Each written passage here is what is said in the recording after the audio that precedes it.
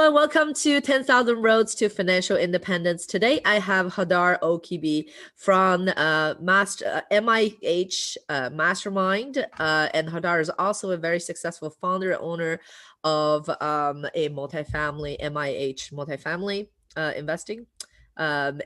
So he is a avid multifamily investor as well as someone who look forward to kind of teach what he learns in terms of mindsets and deal flow, etc., to his peers. So very grateful to have you, Hadar, today. And, we're long-term friends as well. We kind of go back way 3 years. So very excited to host him today. Thank you so much for joining us. Thank you for having me, Lisa. I'm very excited to be on your show. And we've gone a long way. It's great to finally catch up doing that. Awesome. Yeah. So Hadar had a very interesting, how would you say, live track record, because he's kind of bouncing all over the places and that he's being a serial entrepreneur. So today I wanted to kind of take it all the way back, our viewers back, and just, Hadar, I want to ask you the question about where did the entrepreneur bug kind of implant into your head? Who and what incidents gave you the most impression that kind of shaped who you are as a serial entrepreneur today, if you think back into your kind of early childhood? It's a very good question, Elisa, and actually no one ever asked me that question, but I did kind of think about it, and I think that it's probably came from my grandfather, from my mother's side. Actually, I did not I wasn't able to spend a lot of time with him. He immigrated to America after during, I would say, with his brother, the Second World War in the 40s. Yeah. And he settled down in Chicago, and he was gradually building a business, and he did pretty well with his brother. And that's how I'm an American citizen, because my mother was born in Chicago. Mm-hmm. So I got American citizenship through my mom. But he was certainly an entrepreneurial spirit. He grew up quite a large business over the years. And I think I probably got it from him. But I think it's something that could potentially be in you, the desire to achieve certain things, and having an open mind, and being perhaps also someone who has got some ideas that wants to implement, and I think that's part of it. So with that though, my older brother is 13 years older than me.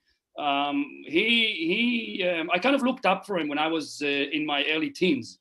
And he was really, he was living in the States for a while I was living in Israel, but he was very successful. He was kind of like, late 20s and doing very well in his business, which is the jewelry business. And he was always had nice cars, a Corvette and just nice things, and living the life. And I kind of, as a teenage person, I kind of looked up for that. Mm-hmm. Now my perspective is a bit different about this type of things, but generally speaking, I went to work with him when he left the States and came to Israel. He opened a jewelry business, a jewelry shop, and I went to work with him when I was about 14, 15, mm-hmm. And I learned a lot of if you like, the negotiation kind of skills, or even how to treat customers and deal with people, mm-hmm. Through observing him, and actually in a very early age, under 20, I was sometime he was going on vacation, and I was left to manage the store, the shop. Yeah. So that was a good learning experience for me with that. That's awesome. And how does one even, start with the jewelry business? I gotta ask, because I'm always curious. It's typically regarded as a kind of an ancient business. Uh-huh. Being a goldsmith or a gemologist, or trading in semi-precious stones and diamonds and stuff like that. It's really something that typically it's a family-run business. You kind of get pulled into it because your family was in it. So my brother, my older brother left school, I believe, when he was 15 or something, and then he went to learn that. And we're talking very early 1980s. So at that point, he learned that because he didn't want to be a car mechanic or anything else that some lad, if you want, in his teenage, perhaps going to choose to do. Someone that wasn't maybe as good with the theoretical and studying and literature and all that, but maybe good with his hand or good with practical stuff. So anyway, he went to learn that, and I kind of joined him because I was also a person that is more good with people, more good with my practical stuff, in opposed to getting great grades in physics and all those more complicated things. But now it's actually changed because I kind of self-educated myself with everything in real estate through mentorship and through reading a lot of books and surrounding myself with like-minded people. But with the jewelry business, to answer your question, it's typically something that it's like a watchmaker. It's quite an ancient. You don't see a lot of actual proper jewelers these days. You do see modern ones that make some modern jewelries and company that have those Pandoras and all those mainly maybe 1-2 designs, or they design the product and then they duplicate it. They don't actually make a lot from scratch. So it's almost like being an artist, really, to be able to produce handmade jewelries.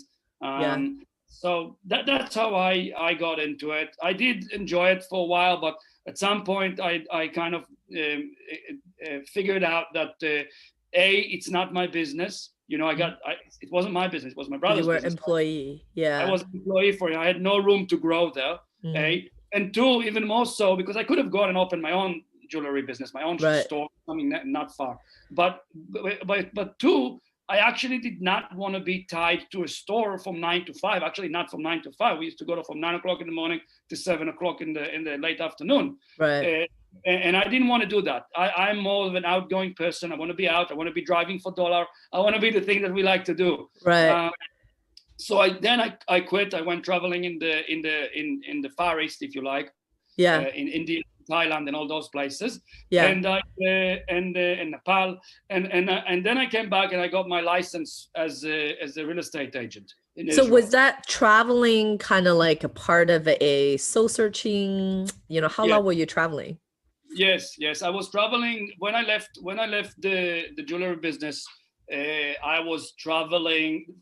At some point, I knew that I'm getting out of there. And the first time I went traveling to Ibiza, actually, it's a Spanish island, island. I spent about 3 months over there with some friends. We kept extending it. And then I came back for about, I think, maybe 2 months. And then I went to India for another 3 months. And I traveled. And then I met my now wife. I met her in India. She was traveling as well. And I traveled on my own for a while. Then we met and we did India, Nepal, and Thailand. And then things started evolving as being more doing what I wanted to do. Kind of, it did start with soul searching, but it evolved into gradually understanding that I prefer to do what I have the freedom to do what I want to do. And I grabbed the bull by the horn and just did it and got my license. And so you decided that real estate agent is something that you like to do, doing real estate, buying and selling, investing in real estate is kind of what you want to do. Now, where does that transition comes from? Is there an incident or a particular moment where you just like, this is it. This is what I want to spend maybe the next 5-10 years with doing? So actually, real estate agent wasn't what I wanted to do. I kind of did it. I was quite confused, I was in my early 20s. I went to walk with my brother, which kind of my father kind of, I won't say pushed me, but he recommended that to me as something, and I kind of looked up for my brother. So I wanted to emulate the success, if you like. But I was really quite confused, and being a real estate agent, chasing the commission, and walking in that side of the spectrum of real estate actually wasn't good enough for me. I wasn't enjoying it. So at some point, I would like to mention as well, my father being investing in real estate for many years, for 40 years. Oh, wow. So he gradually bought some apartments and in Israel and that, and you know, without leverage, just slowly. And I helped them to renovate. When I came back from India, and Far East, I went and I helped them to some renovation, painting, and whatever I could, because I had no work, and he paid me a little bit to help him out, not a lot. And then I realized I kind of enjoyed that. I enjoyed the proud of ownership, and enjoyed and I used to go with them and see how he collects checks, you know, from renters. And that's kind of resonated with me. Hey, that's a passive income. But I got my license in Israel just to get to know the industry. Gotcha. So it was very good to know. I mean, it was a very good education to understand the legalities and understand some things about it. But fast enough, I realized that I want to be on the other side of the spectrum, which is being an investor. Right. But I really caught the bug when we immigrated to New Zealand from Israel.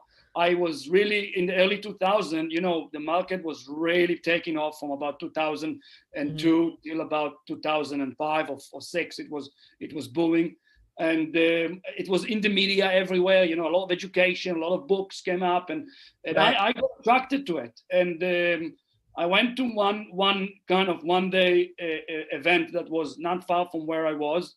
And since then I met this guy who is a veteran investor, and I got the concept of passive income and owning those houses that generate rent, which you could potentially create passive income from. Yeah. And I got hooked. Yeah. And I started investing, and I started as a wholesaler, and I did a lot of no money down deals, like contemporaneous closing, double closing, or assignments of contract. And gradually I built some deposit, and I started buying my own buy and hold. Gotcha. So at some point though, I realized that I bought the houses, or I bought the house, which was 2 flats, 2 apartments. I realized that I can't scale that model, because once you bought, not only the market in New Zealand appreciated so much, you know, I started in a good time, but over the next 5 years, from 2000 to the late 2000, even like 2010 onwards, the returns really compressed in New Zealand. The market became like Seattle, like Boston, you know, like LA. And that put me in a position that I can't scale my business anymore, because the prices compressed. The prices grow. The rent didn't come up with as much as prices. So there's no cash flow. You're basically leverage locked. Leverage locked means that you borrowed enough money, as much as you could, but you can't borrow anymore on your own. Gotcha. So the personal debt income ratio was kind of hitting the ceiling with the loans and etc. So did you do all conventional loans with New Zealand? Like in New Zealand, when you bought these kind of residential holdings? Yes, there is not a lot of option in New Zealand at all. It's not like in the States that you got many different avenues. But back in the early 2000s, there were 2 main avenues. One was the mainstream banks, you know, which 90% of them are actually owned by Australian bank. So there's no personal relationship. It's not like the community banks in the States that I love. You know, if you have got a relationship with a community bank, they will help you to grow your business, and they will go through the committee and support you and allow you to borrow money if they see that you're a professional. Here it's nothing. There's no handshake, good old handshake kind of with the bank manager or the commercial loan officer. So there's not a lot of support that way. And the other option was like finance companies, which were quite expensive, but they were lending money back in the day as no doc and low doc, same like in America and in Europe, where they don't really look at your financial or your documentation. They kind of, if you can fog a mirror, you can get a loan. So up to about the global financial crisis, that was available in New Zealand. Wow. Now it's coming back a little bit, but once the GFC hit, all of that financing disappeared completely. And actually the criteria became really, really strict. They really squeezed down their own underwriting and what you need to qualify. So it became really tough. And also, don't forget, I was a wholesaler, I was a trader, I was flipping houses, I was buying, renovating, and selling. I was my income wasn't a salary W-2 income. It wasn't an income that they liked, because 1 year it could be 50,000 a year. one year it could be 150,000 and 70,000 the next, and fluctuating. Right, So right. so they don't like lending money to people like that. I've been doing it now for 20 years, so things evolved, and I got quite a bit of real estate now, which is paid off, and Mm-hmm. I traded some asset and paid down debt, and I positioned myself to be, if you like, serviceable. I was positioning myself Mm-hmm. that they would lend me money. But Right. one of the reasons I moved to the States for investing is because the price to rent ratio makes sense, and Yeah. the lending environment is much more friendly. Gotcha. So that's on a nutshell how I got to Got where I it. am. So you've seen a lot of parts of different world. In your opinion, do you feel that investing in the States is still one of the best markets in terms of leveraging the debt and in terms of, the returns, the cash on cash returns and et cetera? Would you say United States is still one of the top market after all your researches?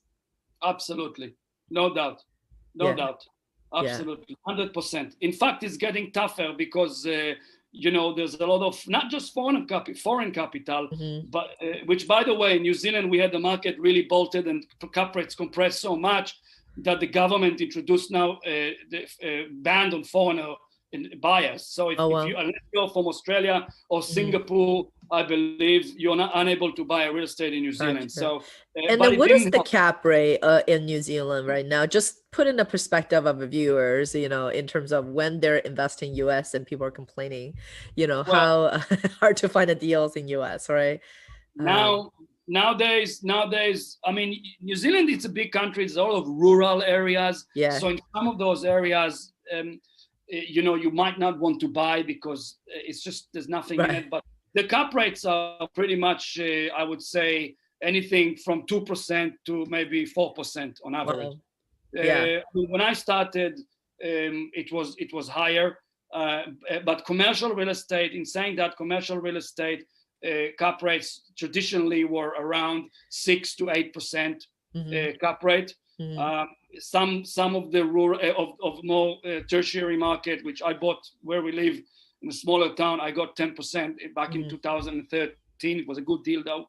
Hmm. Strip mall commercial, and some Right. industrial used to go for 9% when I was involved in some transaction back in 2009 2010. But since then, interest rates gone up so much, as Hmm. we know in the US. So the demand for yielding assets for properties that generating income is Hmm. gone so much, so high. So it actually compresses the cap rate because Right. there's more Right. demand. People are prepared to pay more, which in effect pushes the prices up, which in Right. effect creates a lower return. Right, right. When the interest rates kind of goes down, thank you for touching on that. When the interest rate kind of goes down to like right now 3% or like 2.5, sometimes we even see on commercial real estates, the money becomes really cheap to borrow. So people will pay more because they can use the leverage, and that's kind of what's going on, what we're seeing, hence causing a cap rate compression per se. So I love that you just told us all this to set the expectations, but because at a 2 to 4% cap rate,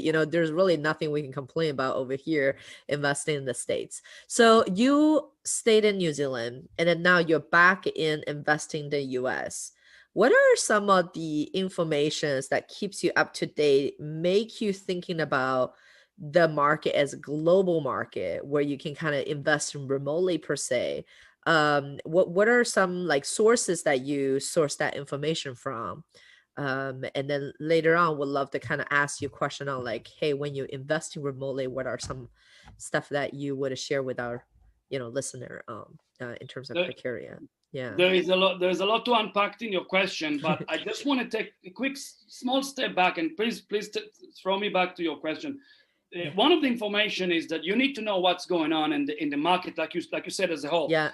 One of the things that we've seen now, and we've seen it in the last at least 3 to 4 years, and especially now with COVID, we see first of all, interest rates are very low and money is cheap, so there's a lot of liquid cash that is chasing Mhm. yields, chasing returns. So you need to know that. You need to know the economics in your market, in your chosen market. That's the bare minimum and the principle of any drivers in the market. So that's number one. Number two, now with COVID, we see that asset classes like office, like hospitality, Right. like some kind of retails are not doing well at all. Right. So all of this capital now are going to go to the assets that are doing well, which is multifamily, which is even single family expected to have a very good run in the next couple of years. Yeah. And it's self-storage, and for example, even mobile home park, which we bought one in with Abraham, by the way, in Nashville. So yes, so if you know those things, you really need to know your what's going on within your market. In terms of what tools I use further to that, I'm really invest myself in my chosen market. So we always teach also in the mastermind, you need to choose one market to focus on and really get to know it intimately. Get to know the employment growth, get to know the population growth, get to know which businesses are moving to town or living out of town. Really immerse yourselves of things that are that important to know the economics, like recent sales. Constantly monitor. I'm subscribing to the local business journal, if you like. I get it online. So I get to know which banks are merging, which banks are moving in, expanding, which real estate transaction is done, where there's, for example, big like Amazon, if they're moving in and expanding or opening shop or fulfillment centers. You really need to get to know your market, and you can do it through subscribing to the local business bulletin, networking with the fellow investor within your market, networking with brokers. And of course, you subscribe to the mailing list, quarterly updates. A lot of big companies, they make great quarterly upgrades. Even on supply versus absorption, you want to know how much supply there is versus absorption. If they're building too much and there's not enough demand, could be an oversupply issue, could affect prices and rents, for example. And you want to talk to local lenders. Local lenders are great to tell you as well trends and all sorts of information. It's quite a dense topic. If anybody is interested to get more in depth on that, they can go on. Maybe you can link for that in the show notes. We'll put the link down below. Yes. To my course, there is a course that I did. It's a free course.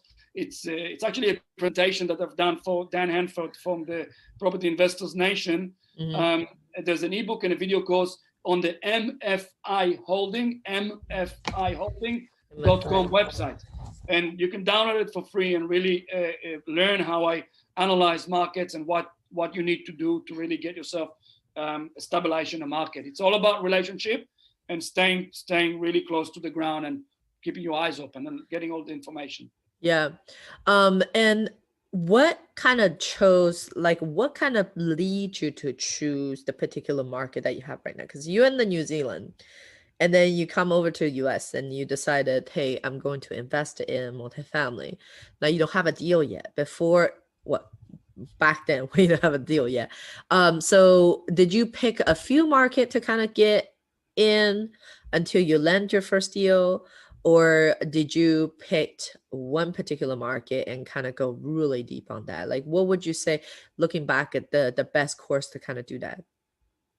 Yes. So I actually decided that I had some friends from New Zealand who invested in Memphis, and I went there and I liked what I seen. I made some relationships. So I jumped on bigger pockets. I started deciding that I did some market research to see population growth, job growth, maybe some referrals that I had already from New Zealand to check out Memphis. Price to rent ratio is very important for me. I'm not coming to buy appreciation. I'm coming to invest, and I'm investing in assets when we can manufacture equity and manufacture yield, because I'm investing for cash flow. Equity and capital gain, I have plenty in New Zealand. That's what you get in a low cap rate market. Typically it's an appreciation market. So I was wanting to find a balance. So I liked Jacksonville, Florida. I went there. I spent some time there. I liked the market a lot, but I found it to be very competitive. The horse was bolted. So the cap rate's compressed. I like Salt Lake City. It's a great market. It's got everything going for it, and it's landlocked. So you can really you can really see the terrific market. But Mm-hmm. again, the prices were too, it's very competitive, and the price to rent ratio wasn't good. So I ended up evolving and looking into other markets, like for myself personally, Mm-hmm. Tennessee and Arkansas, a bit of a more, secondary, tertiary markets, where I just landed some friendships over there. Mm-hmm. I had a good feeling about it, and I landed a good property management company, and I felt like it was a little bit under the radar, you Mm-hmm. know. Mm-hmm. Not anymore. Not anymore. It's getting really Right. tough. So, people don't jump up and down. It's just, it's getting really tough. No, Yeah. a lot of California money and Texas money and East Coast money coming and paying too much. Yeah. So what I would buy for 30 or 40 a door, they are going paying 50, 60 a door, which Right. maybe sounds cheap if you're comparing it to Dallas or Yeah. Phoenix when you're paying 80 a door, but the price to rent rate, 180. Yeah. yeah, rents are not as high, you know. Yes. Yeah. So you have to remember that. And we're buying value add. So we want to buy assets that you might require to put 5,000 to 7,000 a door, which Mm-hmm. will push your all-in cost above what I just mentioned. Mm-hmm. So that's the reason. It's really the price to rent ratio, the network that I kind of felt that I could build, and Mm-hmm. the property management company that I felt would be a good fit. Got it. So that's so awesome that you kind of share basically a playbook on when you're investing remotely, because the world is kind of your oyster. And it's like a lot of people are confused on, okay, when I go outside of my backyard, where can I even invest in? So selecting a few market that's very interesting, use your criteria, whether you're a cash flow investor, or equity investor, a blend investor.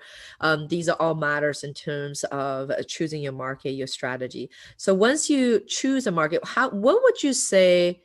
Because you kind of allude to it a little bit more. What would you say is, the next step? But once you kind of figure out a market, but you kind of allude to a little bit more, is like building your team.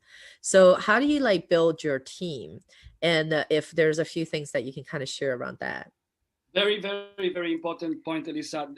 That's actually one of the reasons that I didn't feel that I can be because I'm an optimist. I looked at Salt Lake City. I said, hey, if I can get a good boots on the ground, somebody that will hustle with me, and I can tell Yeah. him, I can make it happen. There's always deals in some markets. You just have to get, there's deals in LA. You just need to know what to look for. So, so the point is, boots on the ground is key. It's number one key. I really formed friendships through Bigger Pockets initially in my market that I felt that was allowing me to rely on people which will be open to work with me and pretty much execute on things that are required. Like if we get a deal, they'll go and sign the contract, because I'm doing a lot of direct to seller as well. I'm not only relying on broker relationship and that kind of on market opportunities. It's so competitive. So at some point, I actually went to look at Kansas City, and I love the market. I think it's very, very good market. Right. In a way, the horse is bolted over there as well. There's a lot of capital chasing there, and it's no longer a secret, if you like. Yeah. I went there and I was trying to establish myself there. I made a lot of relationship because I had a networker. I'm able to find who's where and connect with them and get referrals. Referrals is very important. So when you want to build your team, it's all about referrals. You need to get referral for even fellow investors that could work with you, for lenders, for property managers, for handymen, for subcontractors, for everything.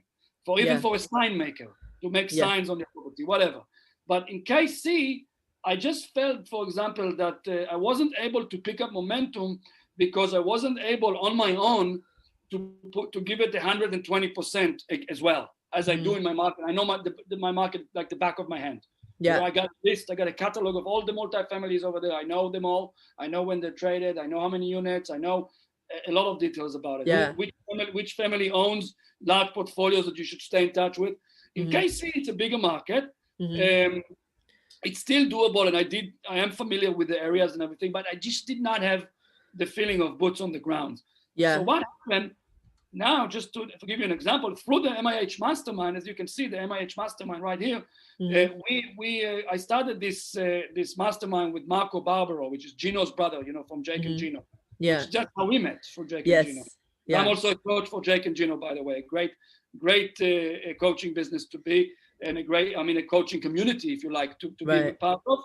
Helped me a lot. That's part of my success, is that I joined a like-minded community, joined Jake and Mm-hmm. Gino, learned the trade, being doing real estate for 20 years is one thing, but when you go and start multifamily, there are things that you need to learn. Mm-hmm. So that really was a part of my success, is joining a like-minded community Mm-hmm. like Jake and Gino. And I was one of their first students. I joined them like 4 years ago almost. Right. So anyway, I started the mastermind with Marco, and it's now evolved to be. We focus on quality, not quantity. So we have Mm-hmm. 7 or 8 groups. Each group have 4 to 6 people in it, Yeah. and in different locations. And we create teams. So Mm-hmm. now we have few members. One of them is based in KC, and Mm-hmm. he's really good at finding deals.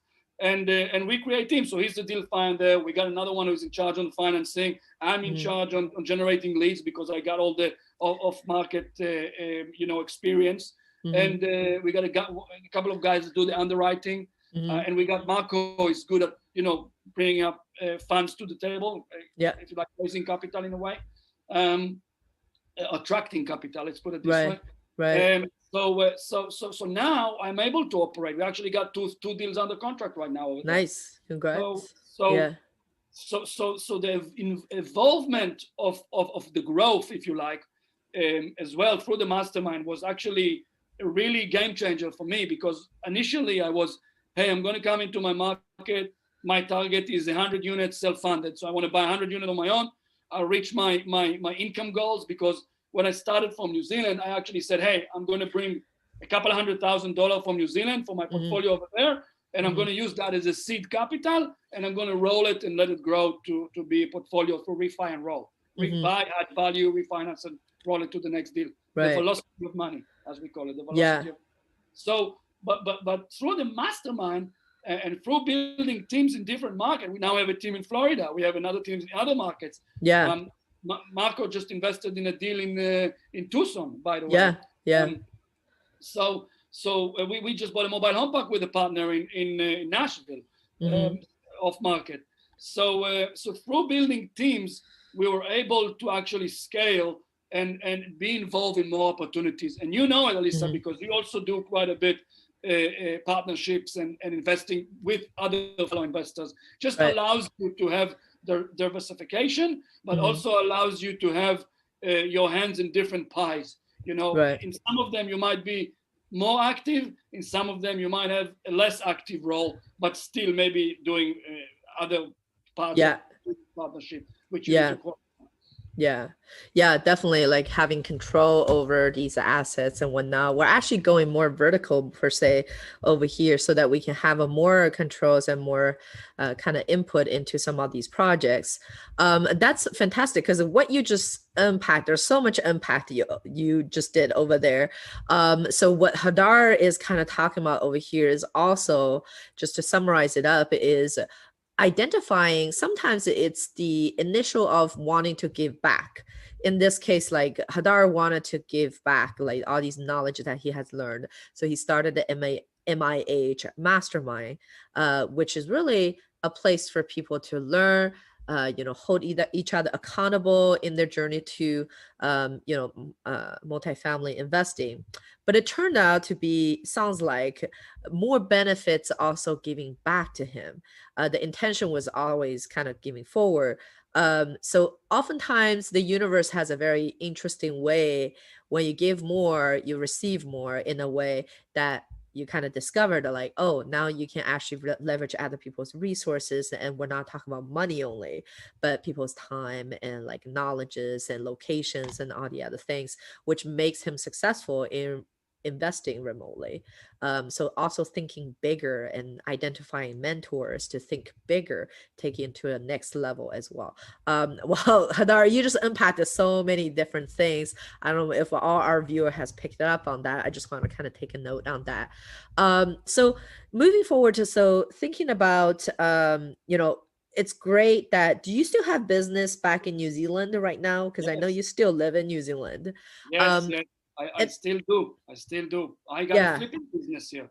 Apart from my real estate, which I kind of manage, I got a flipping business here because I started as a wholesaler and I created the webuyproperty.co.nz, which is the equivalent of the We Buy Houses of New Zealand, Right. America. I created it many years ago and it still ranks really well. Yeah. So I get quite on Google. So I get quite a lot of leads coming in. 90% of them are not good. So I got a system now that I'm referring it to a broker who pays me a referral fee if they list and sell. And that adds up to a significant amount. That's awesome. And the ones that are worth buying, I'm buying, fixing and selling. And actually, we got two or three members. We got 3 members in New Zealand that joined the US Mastermind because they want to invest in apartments. And one of them is based in my market, and he's actually, apart from being he's an engineer, so he knows, I buy a lot of damaged houses and fix them up. So he's actually he did a partnership with me on a deal, and he made half of his yearly annual salary in 3 months. Wow. And because he was in the mastermind, I said, I'm gonna, I want to give him a chance to be part of the deal. And he went in, he made about $75,000 in 3 months. And, and now I got another deal which I closed on. I'm doing it now, and he's managing it for me. So he's doing some. I'm remotely kind of. It's 6 hours drive from where I never invest. Apart from the commercial property that I own here in my town where I live, which is a small town. I don't have much real estate here apart from that and our family farm, small farm kind of home. Because there's no opportunities in a small market. So I've always been investing remotely. So now I got him over there, and he's really kind of boots on the ground, and he is helping me to manage the projects there.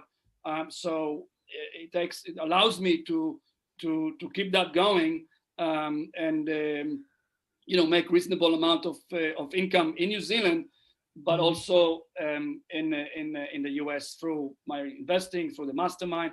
The mastermind is really it wasn't started for the purpose, as you said, to generate a lot of money. Like we say, we're not looking to grow it to massive. We are more of a quality over quantity. We got people who typically transition from single family to multifamily, or people who want to scale the business. They can't find deal. They still got W-2 and they want to work as a team. And we just create like an ecosystem of deal finder, deal sponsor group of people that could work and make things happen. So it's really growing to something like that. And we kind of limiting it because Marco and I, both of us, we also work with them on mindset. So, mindset is pretty much 80% of the success. The mechanics is maybe 20%.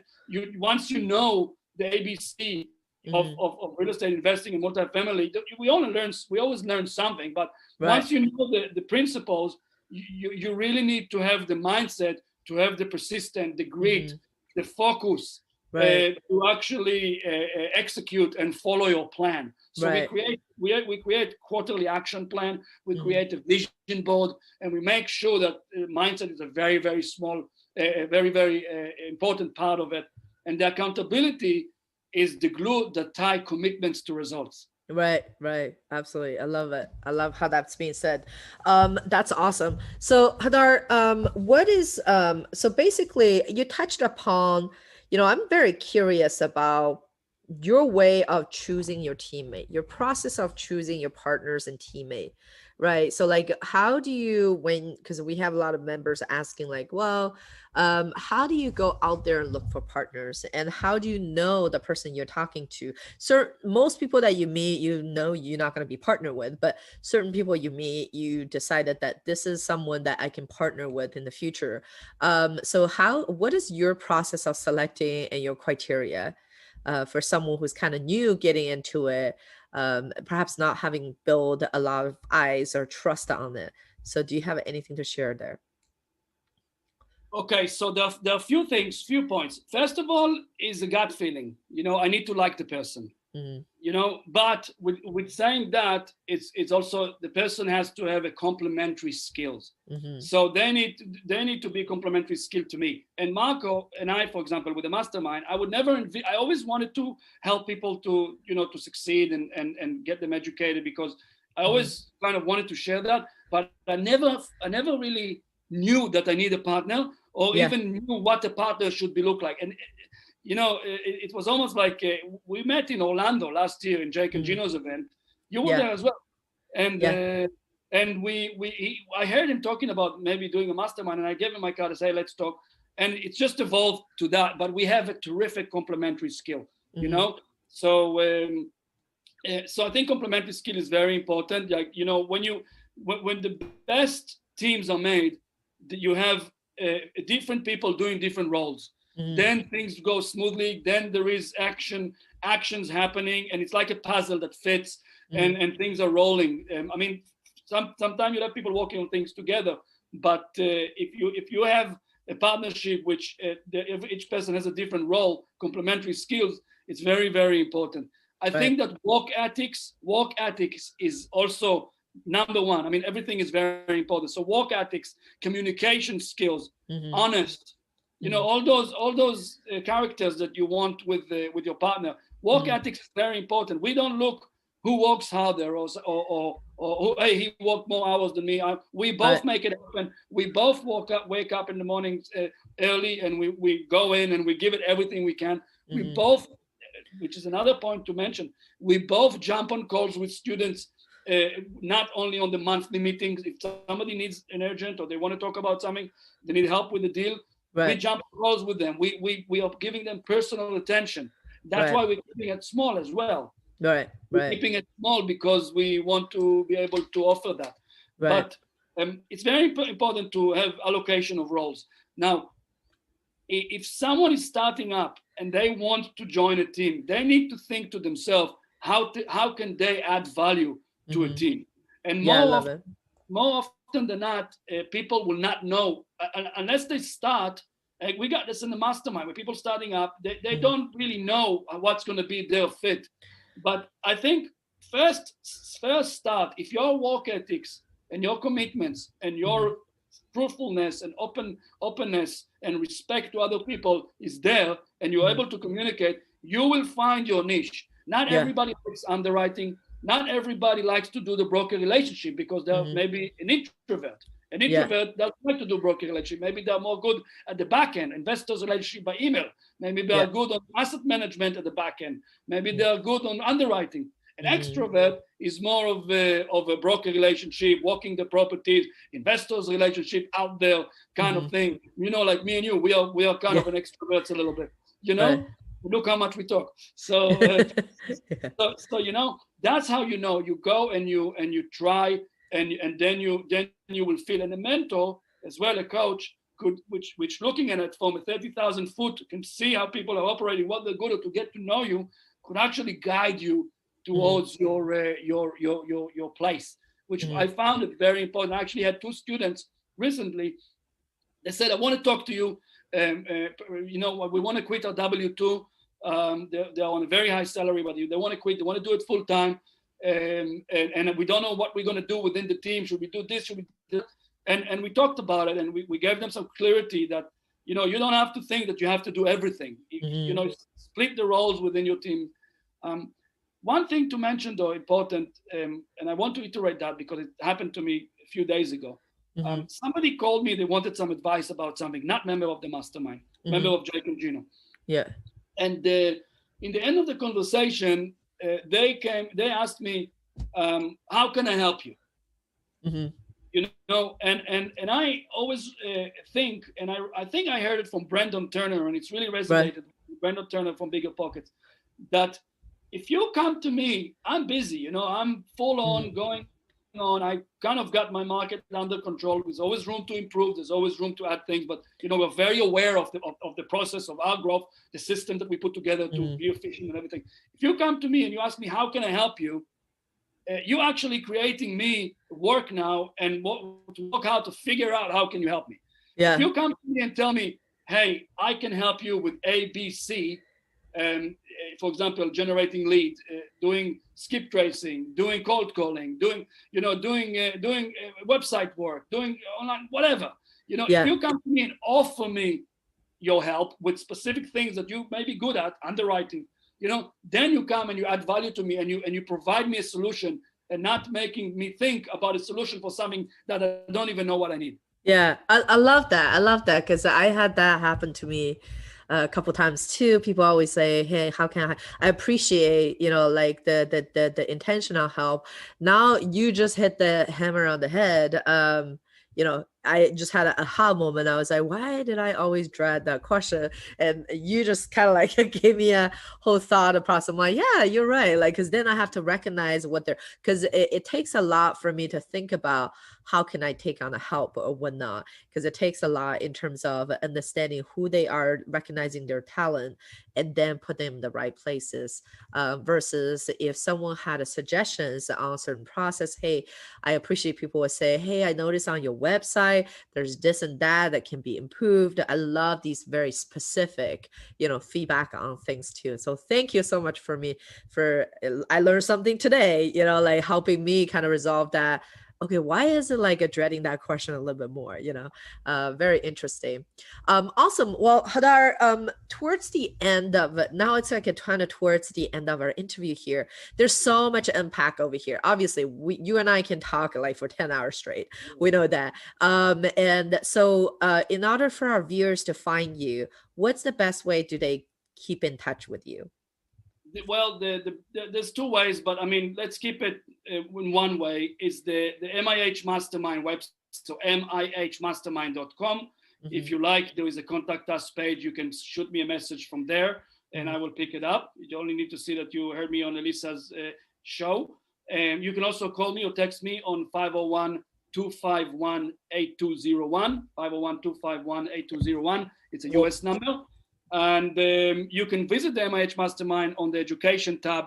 There is a free education tab there. When we have, you can sign up and you can receive a lot of videos that we did with about mobile home park, about apartment investing, about many things that you'll enjoy. So the real estate cycle, and just go there and have a look and enjoy. Awesome. Now, we always like to wrap up our interview with a few unconventional questions. So I guess I'm going to just kind of go, it's not really exactly a fire round, but so what would you recommend someone to read when they're thinking about switching their business from for example, single family home to a multifamily or some sort of skill up? What would you say is the best book that you would recommend them? There are many books, but one book which is really great, for example, by David Finkel. It's he's the founder of MIH Mastermind, and it's Build a Business, Not a Job. That's a book that really helped me to scale my business, to get a lot of things automated, get a lot of help from virtual assistant, and really think, it's a bit more like that book, that book about the E-Myth. E-Myth, yeah, David, that guy Gerber, the E-Myth, of course. But the E-Myth is good. The E-Myth is good. I implemented that when we bought the commercial building. We ended up with the pizza place over there. So I actually used the E-Myth to implement like a franchise model to systemize the stuff and all of that. So the E-Myth is good, but Build a Business, Not a Job is really good, easy, kind of good. And there are many other books that could be good, but I'm big on mindset. So I really think that, for example, The Slight Edge by Jeff Olson is a very good one. The Slight Edge by Jeff Olson is a good one, which allows you to really have the right mindset for success, because mindset is very important. This business is a tough business. Sometimes you have big breaks before drinks, as we call, in terms of finding deals and all of that. So you really need to have the right mindset to persevere and continue. Mm-hmm. And another good book is The Compound Effect, which is another good by Darren Hardy, I think. That's just a good book. If you think about it, to get results, you really need to keep doing the same thing over and over again until it succeeds and it's compounded. And of course, you improve on it. But sometimes as well, especially with a slight edge, the message is perhaps if you keep doing what you have been doing so far, you'll get the same results. If you want to get different results, better results, change what you're doing, learn from experienced investors, coach, and change what you're doing so you can actually propel yourself to the next level, because we don't know what we don't know sometimes. And we need this networking, we need this environment of growth to succeed. So mindset is very important. Yeah, and then finding a mentor definitely help accelerate that too. And so the other question I have over here is, so you have children. What are you teaching them to foster their habits to become a successful individual, or encourage them to be an entrepreneur mindset? My kids, my children are quite young. My daughter is actually, she's almost 16, so she started work now. I keep telling her, and my son as well. I kind of keep giving them the nudge, or the idea that me being I've been working from home, and if you like, financially independent for a long time now. Yeah. I keep trying to shed light on them, to tell them, hey, the reason I'm able to go and with my son to all his rugby games and spend time with him going mountain bikes, or go with my daughter for shopping spree or whatever, just going spend some time together sometimes, and take them around and whatever. The reason is because I'm my own boss, and I have a passive income which is generated by tenants who live in the real estate. And that allows me to live lifestyle by design. We used to go up to about a year or two ago, before my daughter used to go on to high school. We used to go on like 6 or 8 weeks holidays every year, and then another 2 weeks. So that allows us to live the lifestyle by design, because we made the right choices with our employments. With how we generate our income. So that's kind of the main thing that I'm trying to show them, that I don't want to be depending on other people, like in my case as a W-2. I want to live the lifestyle by design, by choice. Yeah. The second thing is that I'm trying really hard is to try and show them to live frugally as much as we can. I mean, we could be much more, but I don't think we actually as much. But for me, small things like don't leave the lights on if you leave the room, or if you do stuff like that. Make sure that you're careful with your money. Well, I'm not going to go. I don't buy new cars ever. From the company. I don't want to. I would rather buy a car. We just bought a new car, but it's not new. It's 2013. But it's Japanese import. It's like new, very low mileage and very spotless. But hey, because I tell them, if you buy a new car, the day you left the dealership, you lost 20%. Right. And stuff like that. So just stuff like that, to be mindful of those financials. And another thing I told them is that when you're ready, if you want to go to Florida and walk with Jake and Gino as an insert, and do the youth academy that Jake and Gino created, I will support you, and I might even come with you. And it's on me. I just want you to, and you can spend time with Marco, with his family, just to get to know them and get into real estate. And when you're ready, if it's something you want to do, in my view, it's better than university. I didn't tell them that, but I want them to understand that the mainstream of going to university and learning something that you're never going to use isn't one approach, but the entrepreneurial spirit of doing something that you will enjoy and you can really make a good living out of it, without going through the mainstream, it's another approach. Because we have some people that I know who are in the mastermind and they're young, and they're going to university now, almost graduating, but the only reason they are there is because of their parents. They don't want to be there. You see? And so it's finding the balance, and it's important for me that the kids will enjoy doing what they choose to do, but even if they want to do, and the profession, if you like, later on will be something which is not really a great opportunity to be successful. If they want to learn something, it's fine. Just understand that real estate could give you the freedom to do both. Right. Yeah, that's awesome. Because I grew up in the family. Yeah. And I grew up in a family, you're forced upon that schedule where you go to a college, and after college you get a job. And that, at some point, I think much later in the life, realize that's not the only way to live. So you have some stuff that you have to unwind as well. So it's great that you giving your kids the opportunity to think outside the box, essentially. Last question I have is, what is your daily routine that keeps you motivated? and keep going, because being an entrepreneur, it sounds really sexy. I think it's like a new sexy things now, but it's actually really a hard life in terms of you got to keep on motivated, keep going in this business. So what do you do that you think directly contribute to you having the energy and motivations to do it every day?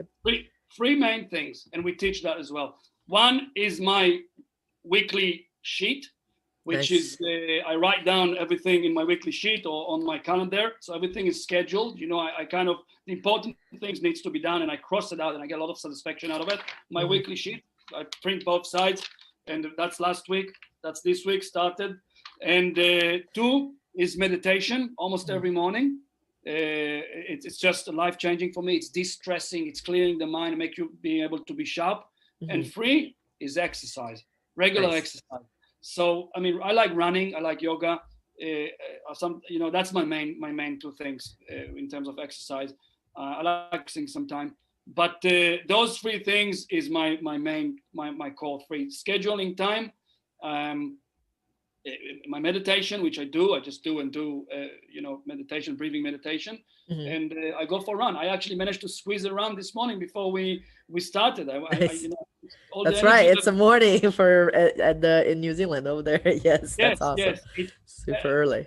It's supposed to be really hot today as well, so I didn't want to go run in like 80 degrees or something like that. That's awesome. Well, thank you so much, Hadar, for spending the time with us today. Another episode of 10,000 Roads to Financial Independence. It was really an honor to have you on, and we'll see you next time. Thank you so much, Elisa. I'm grateful for you having me on the show. It was great. Thank you. Yeah, awesome. Thank you.